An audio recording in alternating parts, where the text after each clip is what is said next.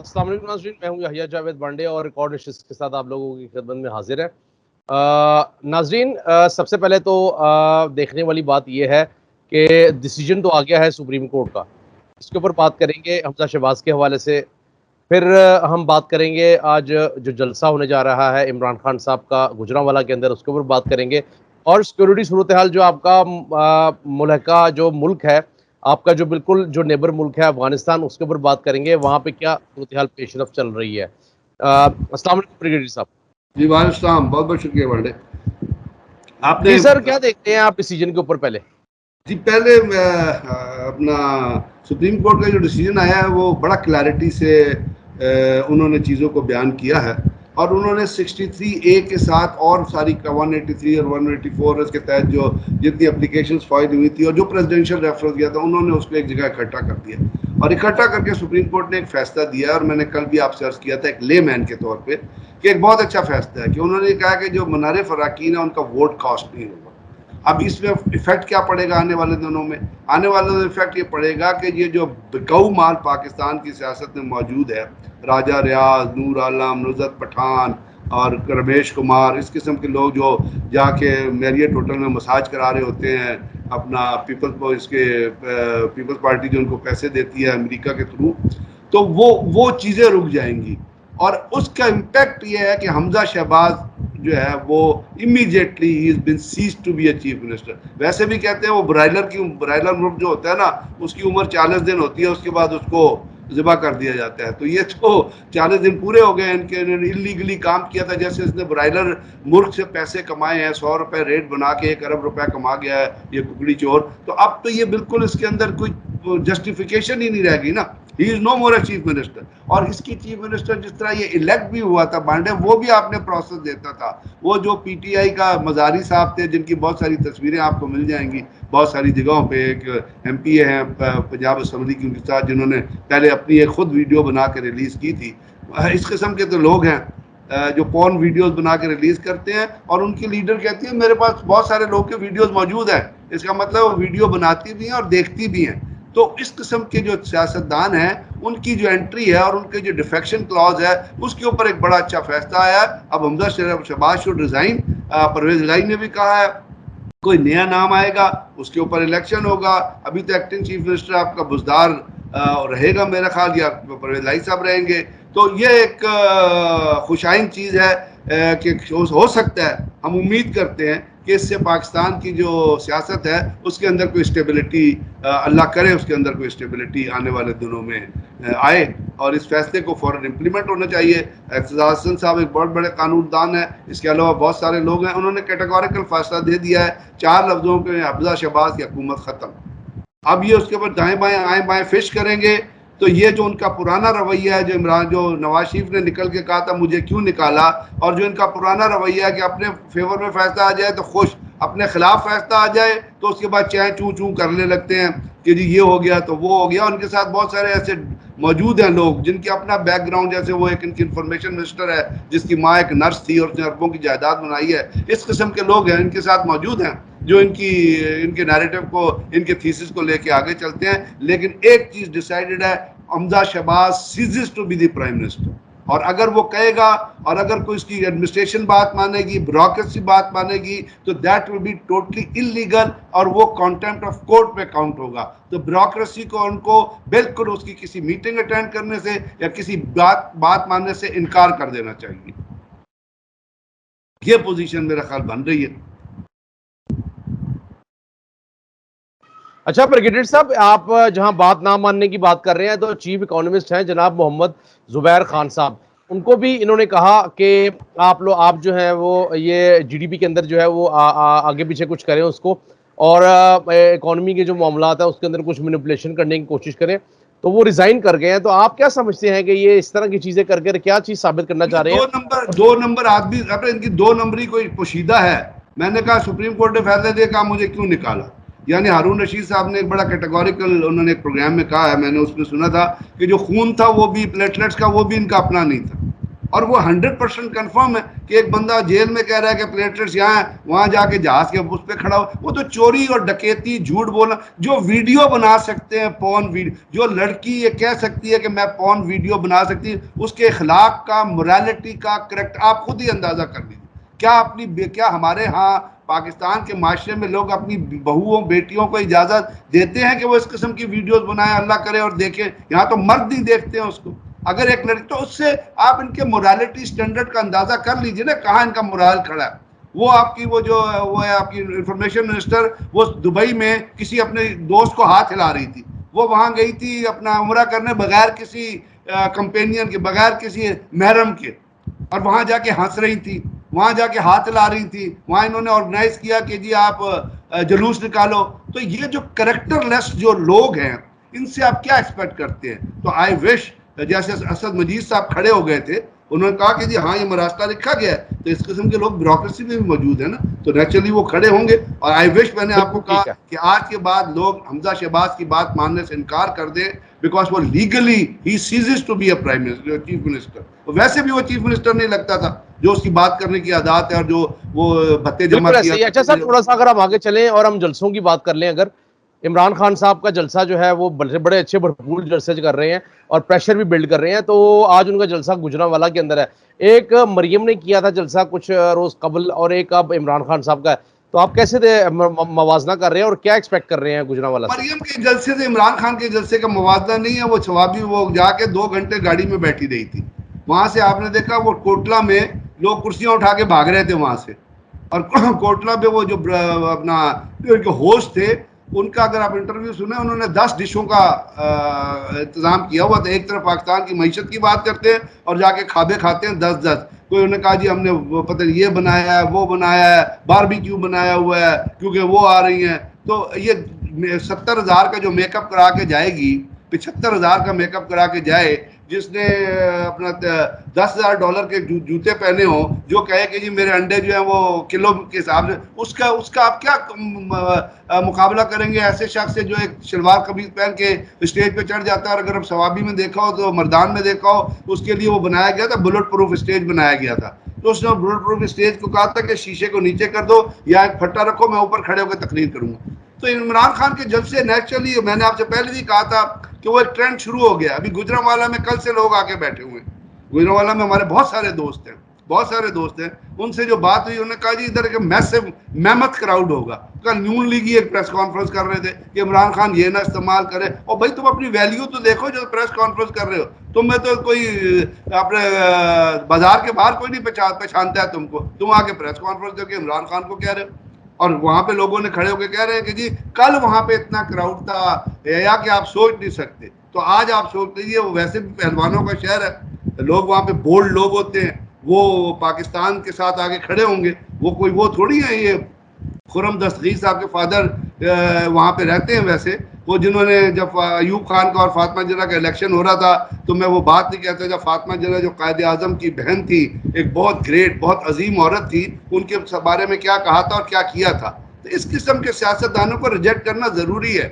ये they are product of the hypocrisy, ये रियाकारी की पैदावार है। तो आज वहां पे आम आदमी निकलेगा। जलसों का एक ट्रेंड चला हुआ है और ये ट्रेंड जो है ये आने वाले दिनों में चलेगा, और लोग जो है वो ज्यादा से ज्यादा जो है इन जलसों में शिरकत करेंगे। क्योंकि इस वक्त एक नैरेटिव आपकी इंपोर्टेड गवर्नमेंट है, अमेरिका ने इस गवर्नमेंट को हार्बर किया है, अमेरिकन ने पैसे पे किए हैं, इसके अंदर क्रिमिनल इन्फेस्टेड लोग बैठे हुए हैं, दुनिया की ताकतें पे एतबार नहीं कर रही हैं। IMF के मुज़ाकरात आज होंगे, आपको पता चलेगा।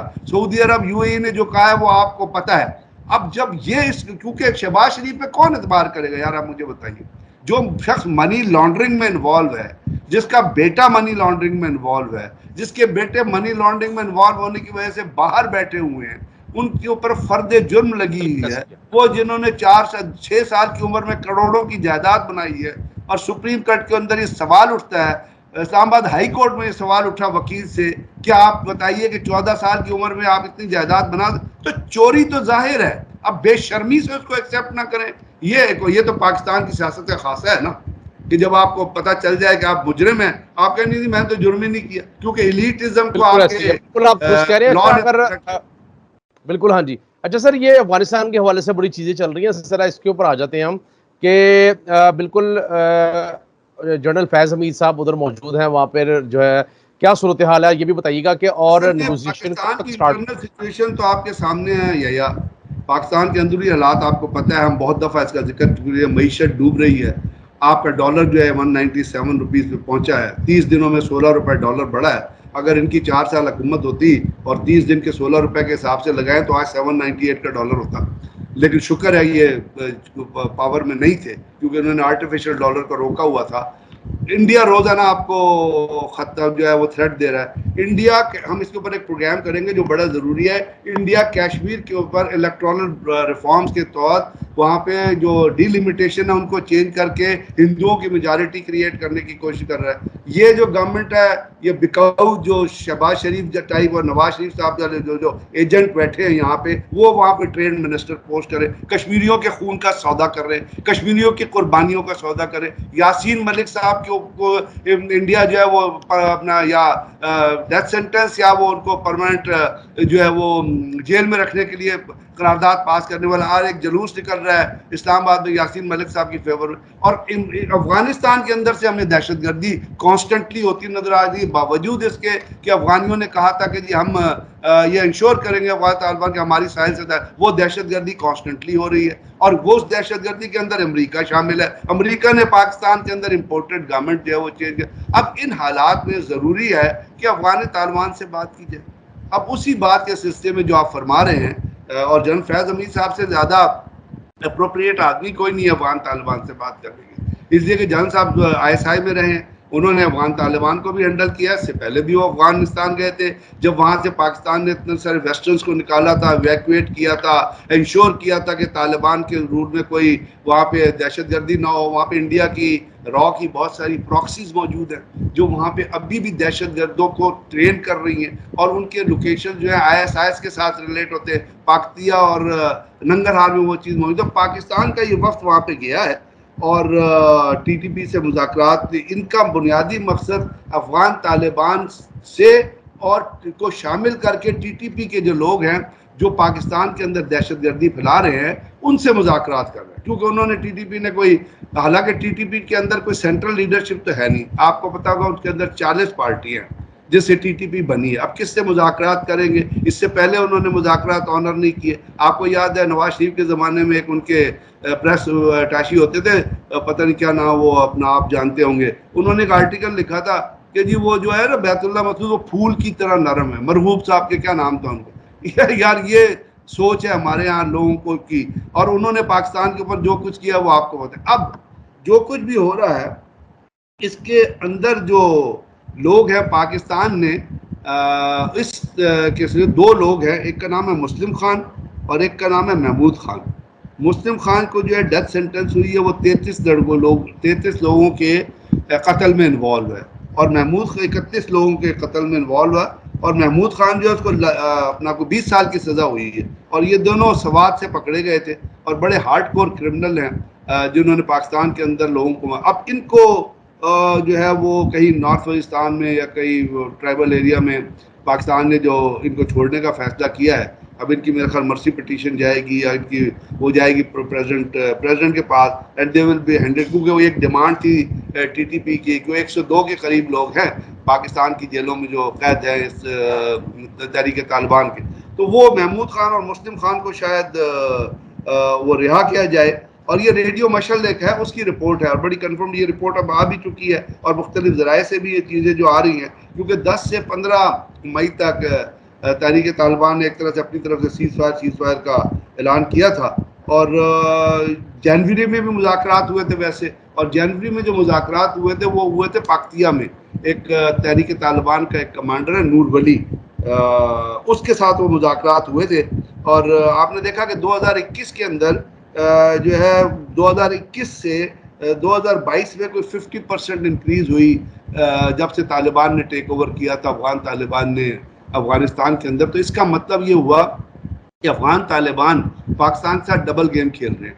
एक तो पाकिस्तान उनकी मदद कर रहा है मुख्तलिफ मुल्कों की आवाज़ बन के कि जी इनके एसिड्स रिलीज़ करो, यहाँ पे अमन आना चाहिए, लेकिन वो पाकिस्तान को नुकसान ही कॉन्स्टेंटली पहुँचाने की कोशिश करे। क्योंकि अगर तो उनको पता है कि ISIS कहाँ पर है और उनको पता है कि तहरीक तालिबान के लोग कहाँ पे हैं, तो दे शुड अरेस्ट देम। वो उनको कहें कि जी यहाँ तुम यहाँ नहीं रह सकते, अगर तुमने यहाँ से दहशतगर्दी की वारदातें इनिशिएट, क्योंकि नॉर्थन वजीरिस्तान और साउथ वजीरिस्तान में जो भी पिछले दिनों वारदातें हुई उसमें तहरीक तालिबान का हाथ नजर आया है, और दूसरा हाथ जो है वो ये जो है मोहसिन दावड़ और अली वजीर, इनके एलिमेंट्स का नजर तो आया। फिर ये बताएं ना सर, ये भी तो बताएं कि फिर ये मीडिएशन किस चक्कर में है और वो क्यों चाह रहे हैं कि जी दोनों के अंदर फिर से जो है वो मुज़ाकरात स्टार्ट हो, जब एक तरफ कार्रवाइयां करवाई जा रही हैं। असल में ये जो एलिमेंट्स है ना बहुत सारे, उनके जो स्लीपर्स है ना, जैसे दत्ताखेल अगर आप लेते हैं, जो मीरन शाह से 41 किलोमीटर साउथ वेस्ट आता है, मीर अली देते हैं, स्पिन बॉम्ब लेते हैं, यहाँ पे बोया की जगह जहाँ से ये चीज़ें इनिशिएट होती है और दावर ट्राइब का जो इलाका जहाँ से ये चीज़ें इनिशिएट होती हैं, तो वहाँ पे उनको जो जहाँ पे जो लोग बैठे हुए हैं वो तहरीक तालिबान को से कोई कहा कि उनकी कार्रवाइयाँ रोकने के लिए, क्योंकि उसके लिए कोई ना कोई तो, अब जैसे अमेरिका ने मुज़ाकरात किया अफगान तालिबान से, अमेरिका अफगान तालिबान को मारता रहा है ना कितने अरसे। असल में तो आपकी बात असूल पे तो ठीक है कि तहरीक तालिबान से कोई मुज़ाकरात नहीं हो सकते, नहीं होने चाहिए। पाकिस्तान के लोगों के कातिल हैं, उन्होंने पाकिस्तान में जुल्म बर्बरियत की फ़ज़ा बरकरार की है, उन्होंने APS में आपके मासूम लोगों को मारा है, लेकिन इस एफर्ट के तौर पे कि और दहशतगर्दी की वारदातें ना हो,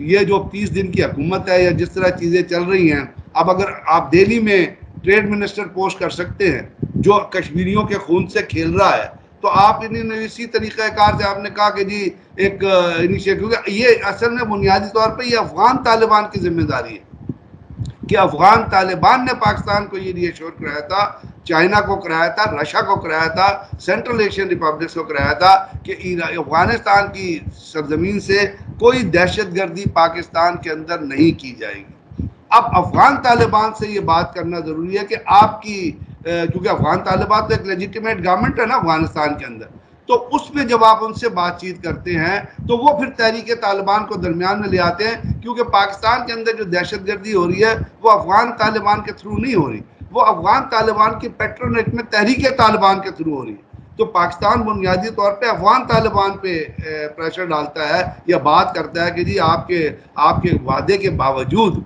वहाँ से दहशतगर्दी हो रही है। अब पता है जो कराची में जो धमाका हुआ था जिसको वो मजीद ब्रिगेड ग्रुप ने, उसका लिंक जो है टोटल इन्वेस्टिगेशन में इंडियन एम्बेसी, इंडियन कॉन्सुलेट से निकल आया। जिस तरह अपना वहाँ पे APS में इंडियन कॉन्सुलेट से ऑर्डर पास हुए थे, उसी तरह ये तमाम की तमाम ट्रेनिंग, तमाम पैसा, इसकी फाइनेंसिंग जो है वो इंडियन कॉन्सुलेट से हुई है, इंडियन एम्बेसी से हुई है, उनके टेलीफोन कॉल के रिकॉर्ड्स मौजूद हैं। अब चूंकि हमारे अगर आज इंडिया के अंदर कार्रवाइयाँ शुरू हो जाएं, आज इंडिया के अंदर दहशतगर्दी को पाकिस्तान जो नहीं कर रहा, पाकिस्तान वहाँ पे आप कश्मीर के अंदर या सिखों की मूवमेंट को आप उजागर कर दें, तो India will come on the back foot. आज वो इसलिए इतना ऑफेंसिव है कि आप कुछ नहीं कर रहे हैं, आप सिर्फ स्टेटमेंट्स दे रहे हैं और बड़े अरसे से स्टेटमेंट्स दे रहे हैं कि सर मेरा तो ये ख्याल है, आप बिल्कुल दुरुस्त कह रहे हैं, बिल्कुल हमारे पास 10 सेकंड्स हैं।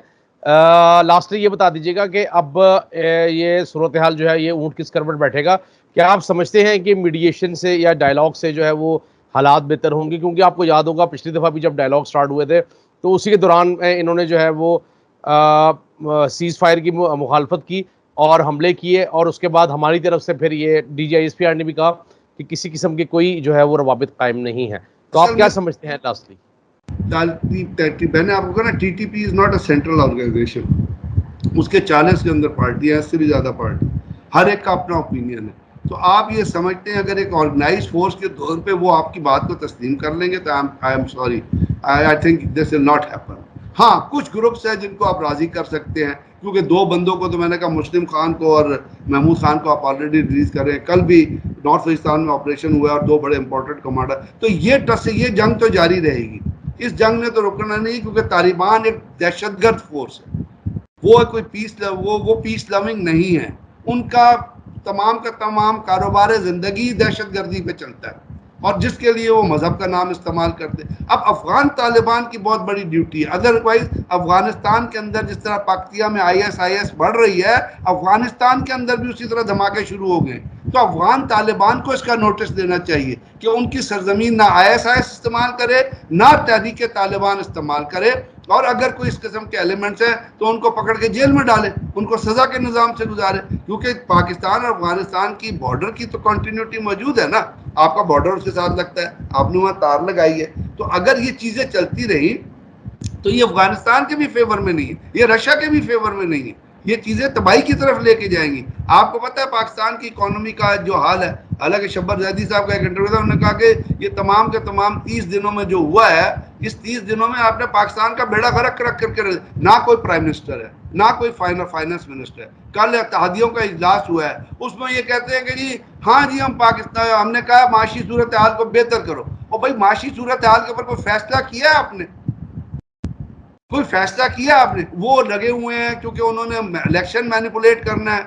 आसिफ जरदारी ने बेमानी करवानी है इलेक्शन के अंदर बक्से चेंज होने हैं, इलेक्शन के लॉज ऐसे बनाने हैं जो इन चोरों को, तो वो कहते हैं जी इलेक्शन मसला। वही आपका वो एक शख्स जो नॉन इलेक्टेड मेंबर है वहां बैठा होता है, वो PDM का जो अपने आप को चेयर, वो भी यही बात कह रहा है। यानी जो कोर इशू है आपका आज की तारीख में, डिस्कशन नहीं कर रहे, बिल्कुल ऐसे ही आप दुरुस्त कोर इशू इकोनॉमी है, पाकिस्तान के लोगों की हालत जार है, उसके ऊपर कोई बात नहीं हुई, और सब्सिडरी चीजों पे अब बात। इसका मतलब है कि चोर, ये इंपोर्टेड हुकूमत, क्रिमिनल इन्फेस्टेड गवर्नमेंट जो है, ये कोई लोगों की वेलफेयर के ऊपर कोई फैसला नहीं कर सकती। और ये पाकिस्तान के लोगों को आज रियलाइज करना है, अपने हक के लिए खड़ा होना है, अपने हक के लिए बाहर निकलना है, अदरवाइज चोर आपको रूल करते रहेंगे। बिल्कुल ऐसी है। बहुत बहुत शुक्रिया ब्रिगेडियर साहब, आपने अपना कीमती वक्त दिया। नाज़रीन, डायलॉग जो है वो बहुत ज़रूरी है, डायलॉग के बगैर चीज़ें नहीं होती। पाकिस्तान ने पहले भी डायलॉग करवा के चीज़ों में बेहतरी लेकर आए थे। इंशाअल्लाह ताला उम्मीद ये करते हैं कि इस दफ़ा भी बेहतरी आए, और ये जो हमले हो रहे हैं, पाकिस्तान की सालमियत को ख़तरा है, इसके ऊपर ये हमले बंद हो हर सूरत। मुझे दीजिए इजाज़त, आपसे मुलाकात होगी इंशाअल्लाह अगली नशिस्त में, तब तक के लिए अल्लाह।